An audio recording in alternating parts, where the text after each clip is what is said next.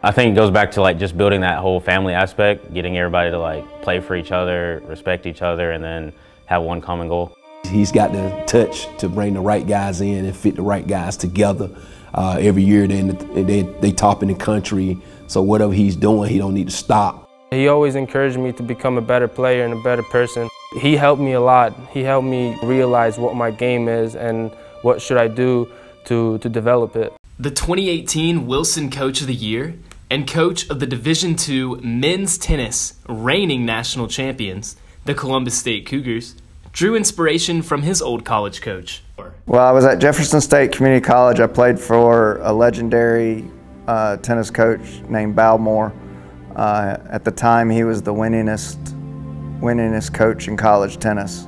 The thing for him is he never won a national championship, and I was on his last team. We were all recruited to come in and win a national championship, and that never happened. So then after that, we all transferred. 7 out of the 8 guys won a national championship at the colleges that they chose to transfer to. The only person that did not was me, who chose to come to Columbus College. I always wanted to coach college tennis. I just didn't think it would be until my 40s, but the opportunity arose and I took it. And with that historic move, Coach Isaccs got the opportunity of a lifetime to coach at his alma mater. The old athletic director, Coach Green, offered me that position right there. So I came over here in November and actually on my 27th birthday accepted the job. And I was the youngest college coach in the country at the time. Even with his dream job secured, Coach Isaccs knew the road ahead wasn't going to be an easy one. He officially got started on January 2nd, 2001. I knew that the program was in not great shape. The men were in okay shape. They had 4 guys on the team that were solid players, but I still needed to fill in some other spots. So as soon as I got here in January, I basically had to find people on campus. I had to pluck them out of PE class. We were advertising.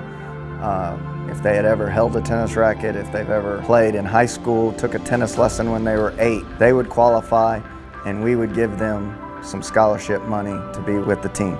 And we actually won a match on the women's. For the men, we were not able to win a match. So my combined record that year was 1-30. And it was a bit tough walking into the conference banquet, knowing where it was at that point and knowing that I had a long way to go.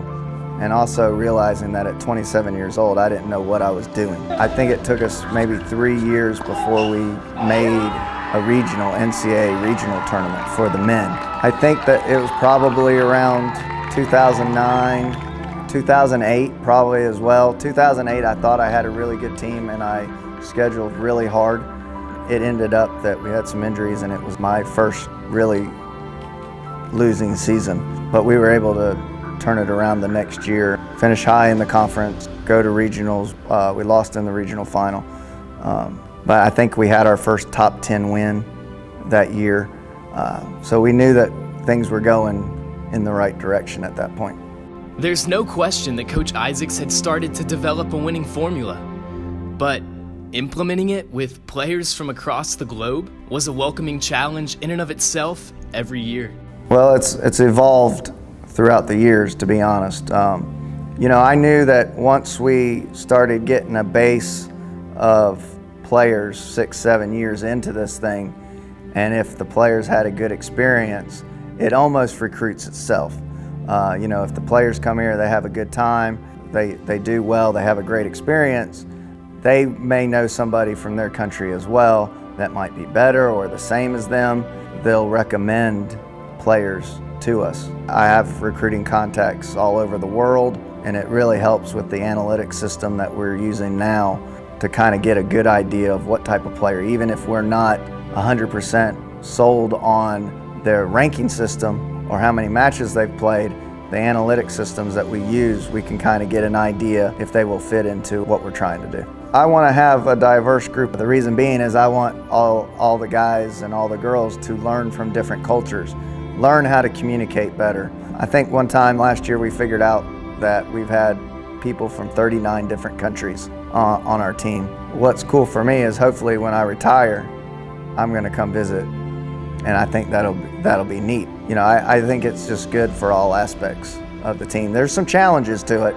Communication's always a challenge. Trying to get everybody to understand each other is a challenge, but you know, for the most part, at the end, it all works out. But no amount of successful communication could prepare the team for the struggles that they endured heading into the playoffs. We lost 3 matches in March, but it's still the whole goal. And what I told the team, our system is made to peak and play our best tennis in May. That's when our conference and that's when the national tournament is. And so it doesn't really matter what we're doing during the regular season as long as we're trying to get a little bit better every day to build towards the end. So it didn't really click for us until, in my opinion, the conference finals. And we came out and absolutely blistered Lander that day. And it was really the best match we had played all year.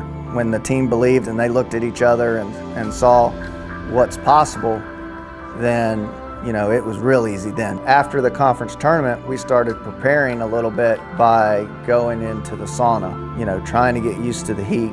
We knew it was going to be dry. We needed to try to get acclimated to that. So we would do 10-15 minutes of push-ups, sit-ups, or running in place or something just so that we could get acclimated.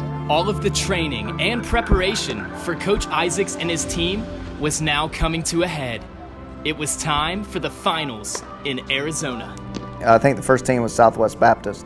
We knew that they had a very good #1 player, but their depth was not as strong as ours. We came out, we played really good. Next match was Midwestern State. I think we won that one pretty handily as well. Then the match with Azusa Pacific. Fortunately for us, I think we went up 2-1. The guys hung in there. We had some tough matchups. So once we were able to win, it was like a big boulder had lifted off our chest. The boulder may have been lifted, but one final push, one final match remained. Well, going into the match, we felt like we needed to win 2 out of 3 doubles. You know, we felt like we could win in 3 spots.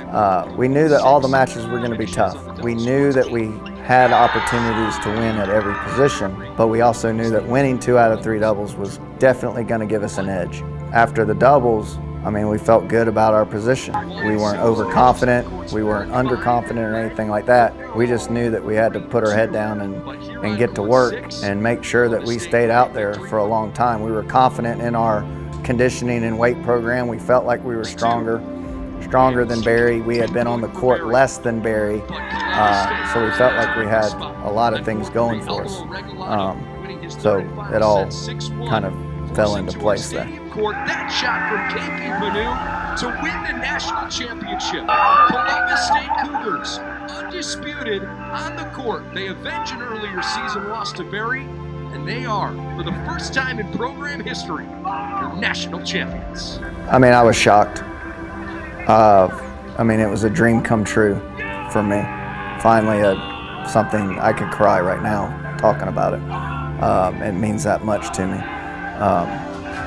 You know, for something that when I interviewed for the job and they asked me what I wanted to do here at Columbus College, and I said I want to win a national championship, I had 3 coaches in that interview laugh at me because they didn't think it was possible. For me to just keep believing, and for us and getting the community involved, for them to start believing and start helping us out, it was just amazing.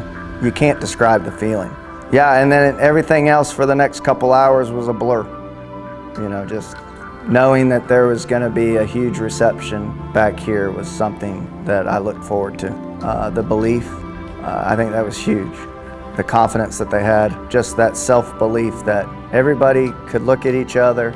They knew everybody on that team had done what they were supposed to do to be successful. Whether or not they won or lost that match, they could be proud of that scenario. The one thing that I told the team the night before, this will be the most influential day of tennis in your life. This will be something that you will remember for the rest of your life. And it'll either make you happy, it'll lift your spirits for that couple minutes that you think about it, or it'll put you into a little bit of sorrow that day. But you will never forget this day.